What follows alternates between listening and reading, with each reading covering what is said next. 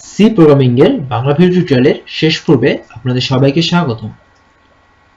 শেষ পর্বে আমি আপনাদের সঙ্গে আর কোনো রকম ফর্মালিটি মিটিং করব না।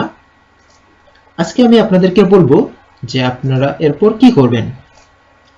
আপনারা হয়তো আমার টিউটোরিয়ালগুলো শুধু দেখেছেন কিন্তু প্র্যাকটিস করেননি, হয়তো সবগুলো টিউটোরিয়াল দেখেননি, হয়তো যেগুলো সহজ মনে হয়েছে সেগুলো শুধু স্কিপ করে গেছেন, বাকিগুলো দেখেছেন।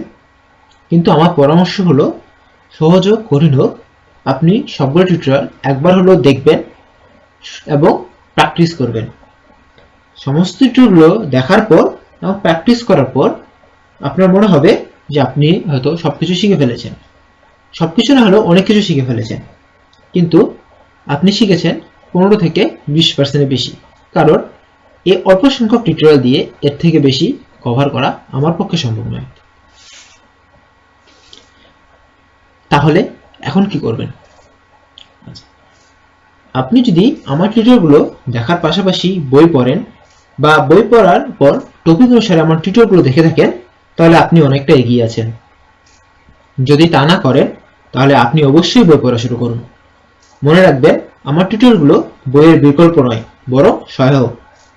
বইয়ের ক্ষেত্রে আমি আপনাদেরকে কয়েকটা বইয়ের নাম বলতে পারি যেগুলো আপনারা ফলো করতে পারেন।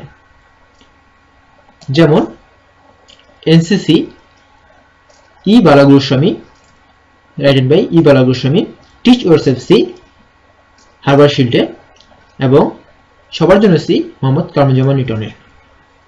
উপরে দুটো ইংলিশ বই এবং নিচেরটা বাংলা বই। আমি আপনাকে এটা বলবো না যে যে কোনো একটা বই আপনার পছন্দ মতো পড়বেন, আমি আপনাকে বলবো আপনি 3টে বই পড়বেন এবং একটা বইয়ের টপিক অনুসারে 3টা বই দেখার চেষ্টা করবেন। যে কোনো একটা বই অনুসারে চলবেন এবং সেই টপিক অনুসারে বাকি দুটো বই দেখবেন। কারণ ভালো প্রোগ্রামার হতে গেলে, ভালো সি শিখতে গেলে বই পড়ার কোনো বিকল্প নেই। বইগুলো 2-3 বার পড়ার পর আপনার কাজ হলো নতুন আরেকটি বই পড়া, এবং সেটা হলো the complete reference C by Herbert shield.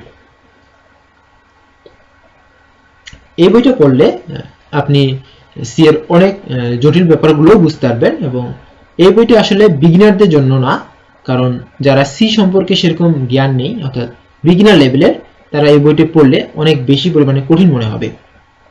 So আগেই সি সম্পর্কে মোটামুটি জ্ঞান নিয়ে তারপর এই বইটি পড়লে এই বইটি সহজ মনে হবে, এবং এই বইটি প্রচুর পরিমাণে তথ্যবহুল।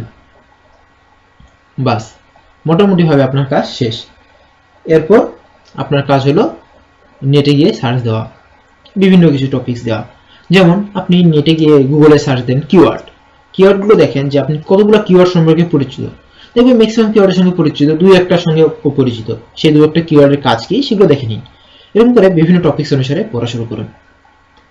এরকম কাজ হয়ে গেলে তখন কি করবেন, একটা সার্চ দিন যে learn C programming in 3 to 7 days, এই টাইপের বইগুলো দিয়ে পড়াশোনা করুন। দেখবেন 3 থেকে 7 দিনের মধ্যে আপনি সি শিখে গেছেন, কোনো প্রকার সমস্যা হবে না।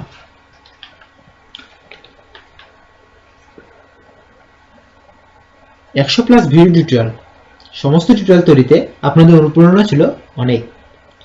সি আমার সবচেয়ে পছন্দের প্রোগ্রামিং ল্যাঙ্গুয়েজ। এত ভালো করে আমার পক্ষে হয়তো আর কোনো ল্যাঙ্গুয়েজ বোঝানো সম্ভব নয়। সমস্ত টিউটোরিয়ালগুলোতে আমার সাথে থাকার জন্য আবারও আপনাদেরকে ধন্যবাদ। আমি খুব অল্প জানি, তাই ভুল হওয়াটাই স্বাভাবিক। যদি আপনারা কোনো ভুল পান অবশ্যই জানাবেন, আর ভুলগুলো ক্ষমাশূন্য দৃষ্টিতে দেখাবেন। ধন্যবাদ সবাইকে। সবশেষে আমার পরিচয়, আমি মোহাম্মদ শরীফ চৌধুরী, হোমটাউন দিনাজপুর। বর্তমানে আমি Haji Mohammad Danesh science and technology ইউনিভার্সিটিতে বিএসসি ইন সিএসসিতে অধ্যয়নরত। আমার মোবাইল নাম্বার হলো 01737573157। ইমেল হলো sharif.csc.hstu@gmail.com। আমার একটি ওয়েবসাইট রয়েছে, ছোটখাটো ওয়েবসাইট, সেটা হলো techsharif.com। আবারও ধন্যবাদ আপনাদেরকে আমার সাথে থাকার জন্য। হয়তো দেখা হবে নতুন কোনো টিউটোরিয়াল সিরিজ নিয়ে, সে আশায়। ধন্যবাদ সবাইকে।